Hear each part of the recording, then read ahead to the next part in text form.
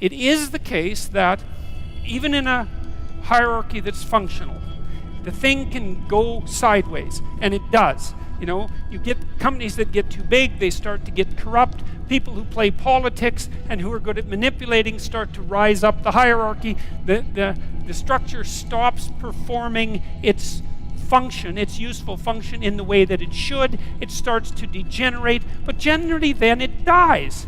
Like the typical Fortune 500 company only lasts 30 years, and the typical family fortune only 3 generations. It's not that easy to keep a functional enterprise going. You have to be awake.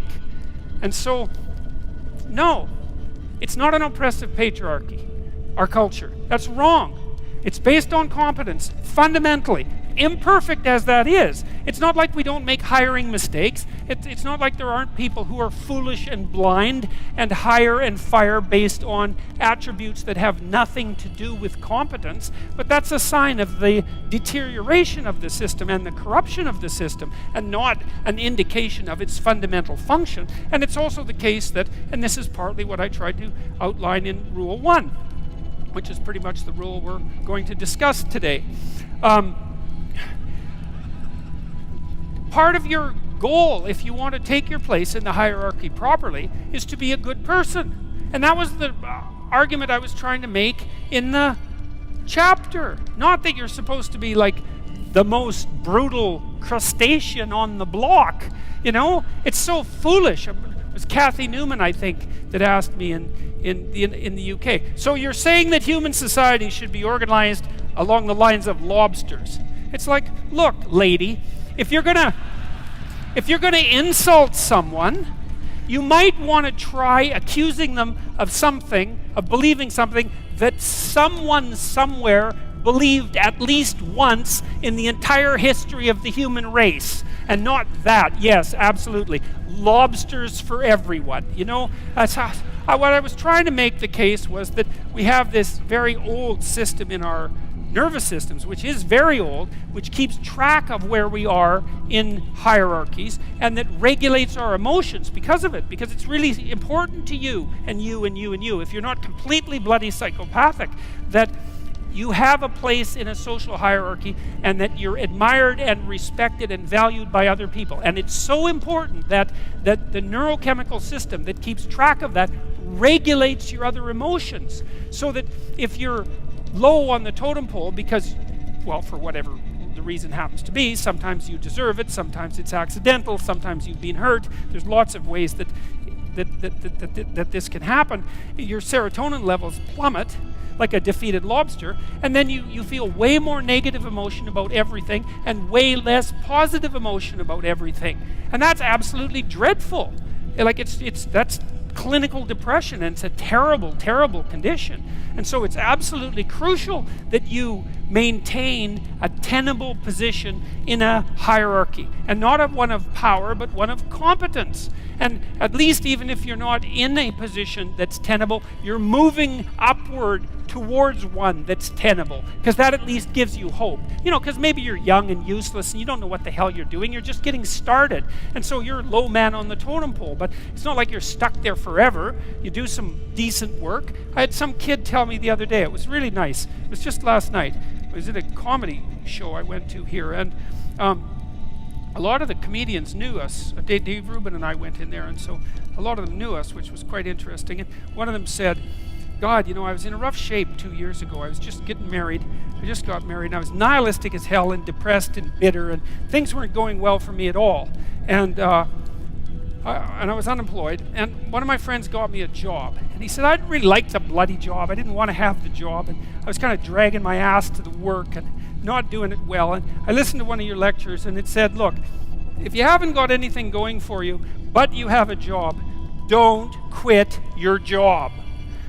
Whether you hate it or not, it's like, man, that's what you're hanging on to the edge of the world with your fingertips, Don't let go. Oh, if you can find a better job, okay, fine. But you don't just quit, because then what? You're done. And he said, and another thing that I had mentioned was, why don't you just try to work as hard as you can at your damn job for like 6 weeks, right? All flat out. If you work 10% longer hours, you make 40% more money.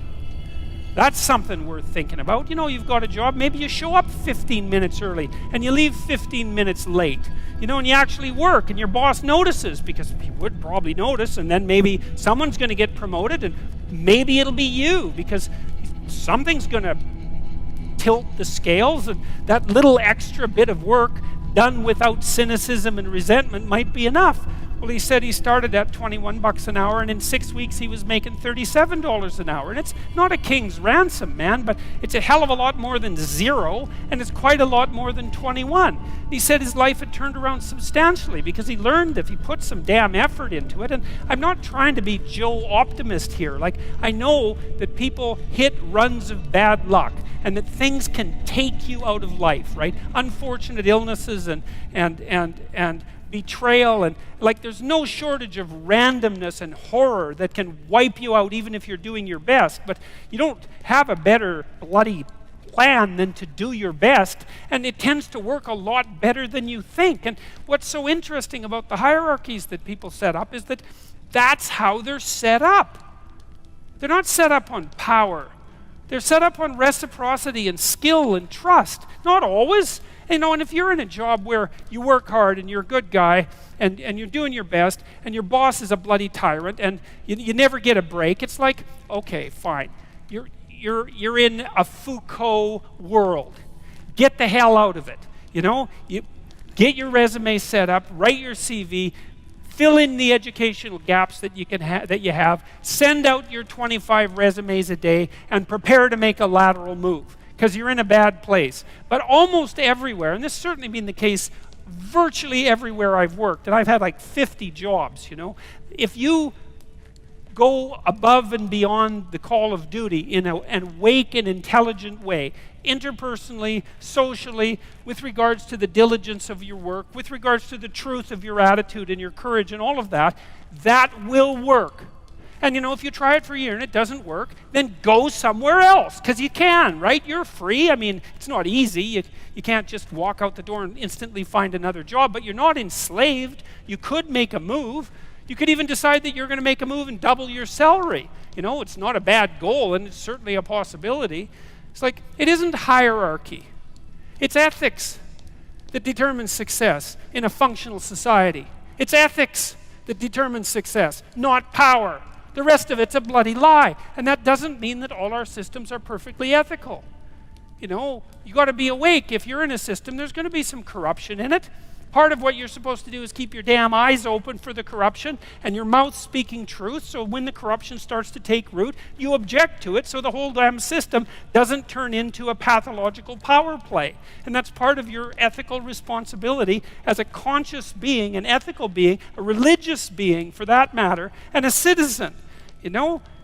And you're charged with that. That's why you vote. That's why you're the cornerstone of your state, man. You're the what would you call? You're the